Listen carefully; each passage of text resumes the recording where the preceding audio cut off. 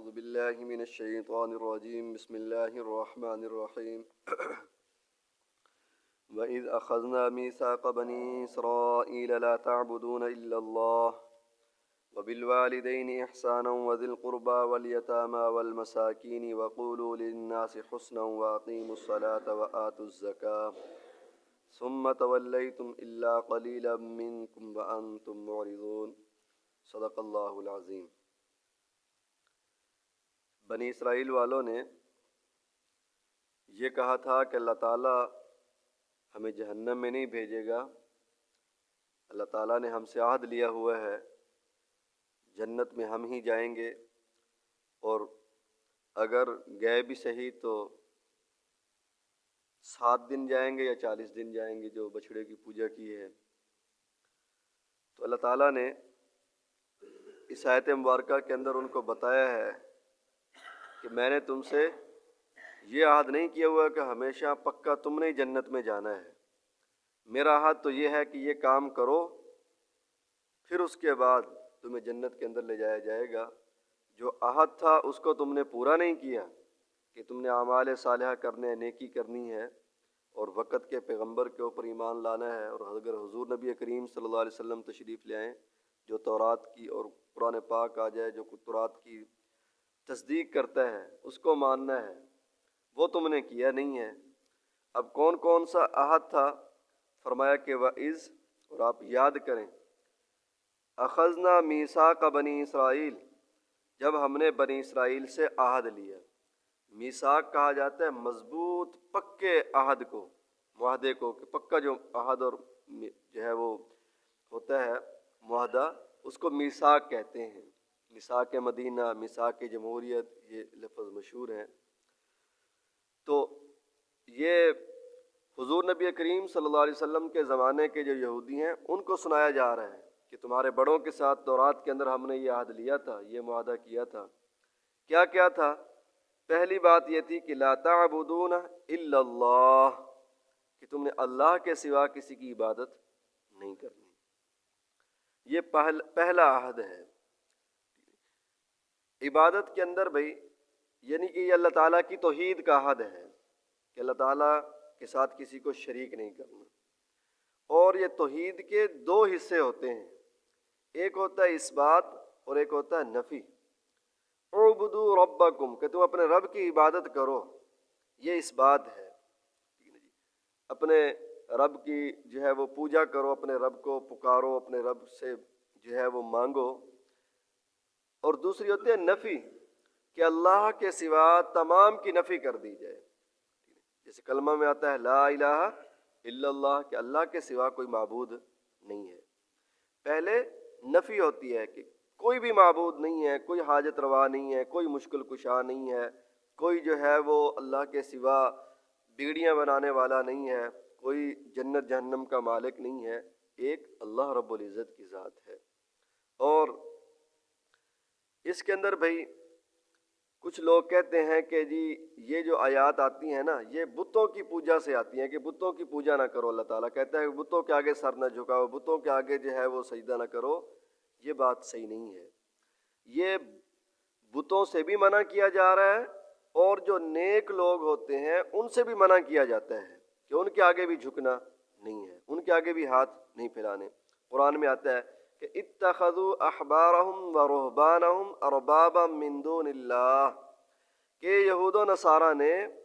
اللہ کو چھوڑ کر مولویوں اور پیروں کو رب بنایا ہوا ہے، ان کے آگے جھکتے ہیں، ان کے جو ہے وہ کرتے ہیں۔ تو اب جو مولوی ہوتے ہیں، جو پیر ہوتے ہیں، یہ اللہ کے پیارے ہوتے ہیں۔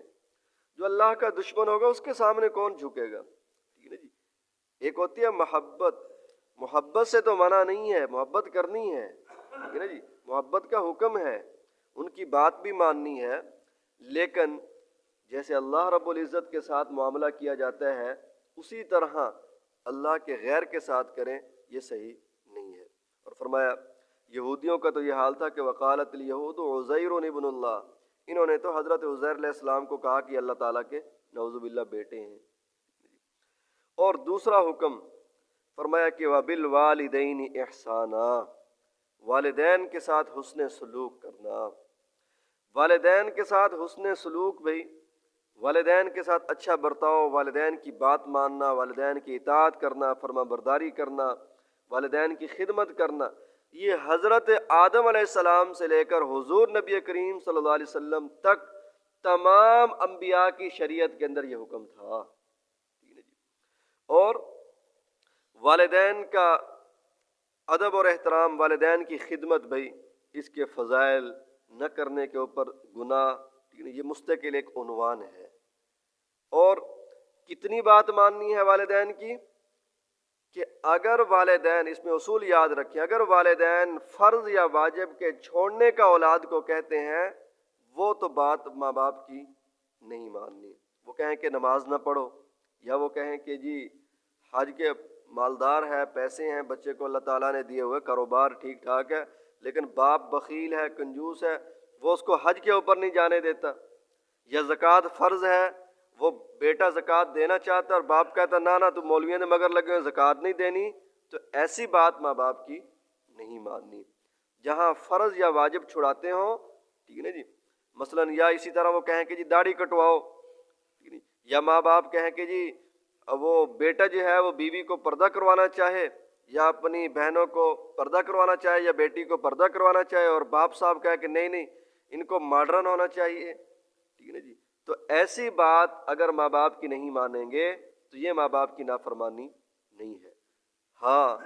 ماں باپ اگر نوافل سے روکتے ہیں، ان کو مجبوری ہے، وہ کہتے ہیں یار میں بیمار ہوں، فرض جماعت کے ساتھ پڑھ کے جلدی جلدی آ جانا، اور ادھر یہ صوفی صاحب تسبیح لے کر یہاں بیٹھا ہوا ہے، عصر سے لے کر مغرب تک اللہ اللہ کر رہا ہے، تو یاد رکھیں اس کی کوئی اللہ اللہ قبول نہیں ہوگی اگر ادھر ماں باپ کو ضرورت ہے خدمت کی۔ اور بس یہ اصول ذہن میں رکھنا ہے کہ اگر فرض اور واجب ماں باپ چھڑواتے ہیں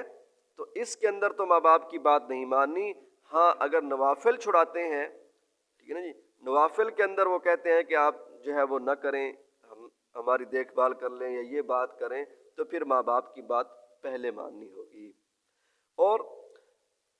ماں باپ کے ساتھ حسن سلوک کا طریقہ ایک بھئی یہ بھی ہے کہ ماں باپ کے جو تعلق والے ہیں، محبت والے ہیں، چاہت جن کے ساتھ دوستی تھی ماں باپ کی، ان کے ساتھ بھی تعلق کو برقرار رکھا جائے۔ حتیٰ کہ اگر ماں باپ اس دنیا سے چلے جائیں تو دنیا سے چلے جانے کے بعد بھی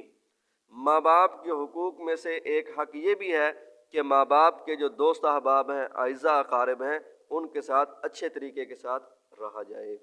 اس کے اندر ہم آ کر بڑی کوتاہی کرتے ہیں۔ میں ابھی راستے میں تفسیر کا مطالعہ کر رہا تھا، اس میں حضرت عبداللہ بن عمر رضی اللہ تعالیٰ عنہ کا واقعہ لکھا ہوا تھا کہ آپ گدھے کے اوپر سوار تھے اور آپ کے سر مبارک کے اوپر بڑی قیمتی قسم کی پگڑی مبارک تھی۔ آپ نے وہ سوار، ایک آگے سے دیہاتی آیا، بدو آیا، آپ نے وہ سواری بھی اس کو دے دی اور جو قیمتی قسم کی پگڑی تھی وہ بھی اس کے سر کے اوپر رکھ دی۔ تو ساتھ صاحب جو تھے دوست احباب یا صحابہ، انہوں نے کہا کہ یہ آپ نے کیا کیا کہ ایک دیہاتی سے کو جو ہے اپنی جو ہے قیمتی پگڑی بھی دے دی اور قیمتی سواری بھی دے دی، یہ کون ہے؟ فرمایا یہ میرے ابو کا دوست تھا، ٹھیک ہے نا جی، میں نے دوستی کے طور پر جو ہے اس کو یہ چیزیں جو ہے وہ ہدیے کے طور پر، تحفے کے طور پر دے دی ہیں۔ تو ہمارا حال کیا ہوتا ہے؟ باپ اس دنیا سے گیا تو ماں باپ کے دوستوں کو چائے کی پیالی پلانے کو بھی جو ہے بوجھ سمجھتے ہیں، یہ نہیں ہونا چاہیے۔ اسی طرح ماں باپ کے لیے بھی، اور یہ خاص طور پر جب ہماری والدائیں فوت ہو جاتی ہیں تو کوشش کریں ان کے جانے کے بعد بھی جن کے ساتھ ان کا تعلق تھا، بھائی ہیں مثلاً، ماں باپ جو ماں کے پیچھے خاندان ہوتا ہے، ماؤں کو ان کے ساتھ پیار ہوتا ہے، مثلاً ان کے بھائی ہیں، ان کی بہنیں ہیں، ٹھیک ہے نا جی، بیٹیاں ہیں، سب کے ساتھ اچھا برتاؤ کرنا یہ بھی ماں باپ کے حقوق میں سے ہے۔ اور پھر یہ ہے کہ ماں اور باپ میں سے حق زیادہ کس کا ہے؟ دیکھ بھال کا، خدمت کا، اور اسی طرح جو ہے وہ ادب اور احترام کا۔